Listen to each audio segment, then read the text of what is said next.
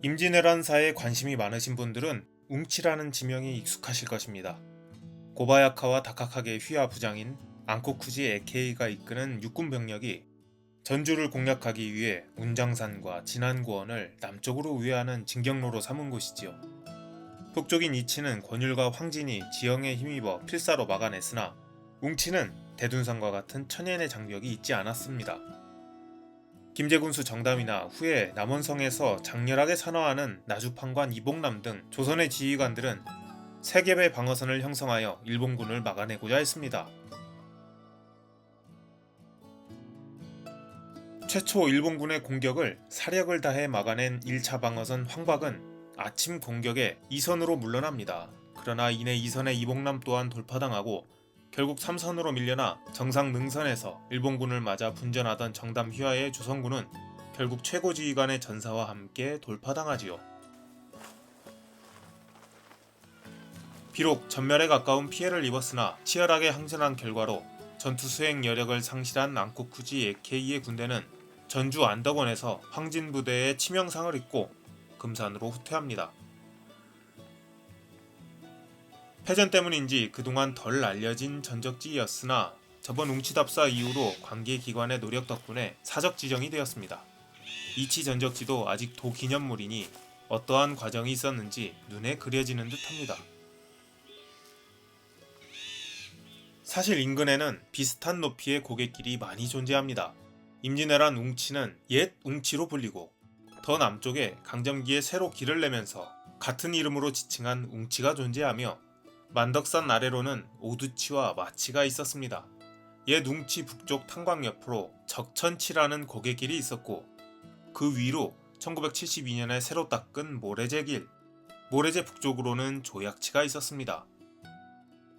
진안고원에서 전주 소양면을 향해 내려가는 옛 앙코쿠지 에케이와 그 부대가 넘었을 고갯길은 마치를 제외하면 모두 가능성이 있는데 옛 지리서에 대로로 표기되는 것들은 옛 웅치뿐이라 가장 유력한 곳입니다. 주변에 남은 오부 능선상의 추정 진지터와 고분으로 추정되는 흔적, 진지터, 봉화터, 외장바위 같은 직접적인 명칭뿐만이 아니라 진천골, 기대봉, 적천치 같은 지명은 더 확신을 가지게 하지요. 그러나 최소 수천, 많게는 몇만에 달하는 병력이 불과 50m 폭의 웅치에서 격돌했다는 것은 설득력이 떨어집니다. 분명 인근의 고개와 능선에 조선군의 방어진지가 가득했을 것이며 이에 쇄도하는 일본군으로 인해 혼전을 거듭했을 것입니다. 조선군 전사자의 돌무덤이 온 산에 가득했다고 하니 종종 눈에 띄는 돌무더기는 혹시나 하는 생각이 들지요. 그래서인지 이 근처 고갯길 귀신 이야기는 꽤나 유명합니다. 혹자들은 일본 귀신이 자리 잡았다, 혹자들은 원혼이 앉았다고 하며 수많은 교통사고나 급작스런 기상변화가 그 이유라 말합니다. 고원으로 올라가는 지형으로 인해 발생하는 기상변화, 험난한 지형으로 인한 도로의 선형 불량으로 인한 사고 등이 원인이지 않을까 싶기도 하지만 사실 저도 갓난아기 때 경험한 일이기도 합니다.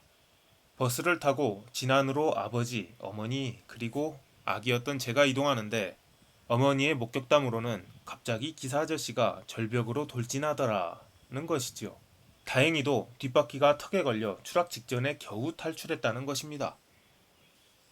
버스를 옆에서 따라오며 절벽으로 밀어붙이는 여자 귀신 이야기나 걸어서 고개를 오르는 귀신들의 이야기는 더욱 유명하지요. 이야기에 따라 어떤 분들은 귀신도로가 모래제다 하기도 하고 강점기에 뚫은 웅치가 귀신 들린 도로다 하기도 합니다. 실제로 강점기 웅치도로에서 버스 대형 사고가 많이 발생하여 72년 11월 17일에 모래제가 개통되지요. 모래제와 웅치와 옛 웅치는 능선으로 연결되어 있으며 거리는 불과 몇 킬로미터로 서로 아주 가깝습니다. 임진왜란의 상흔과 일본인들의 신장로, 아마도 나라 잃은 서름이 민초들의 마음속에 응어리로 남았다가 귀신 이야기로 투사된 것이 아닐까요? 햇빛도 잘 들지 않는 울창한 삼림 속 진격해오는 일본군을 노려보는 김제군수 정담의 시선 또한 귀신 같았을 것입니다.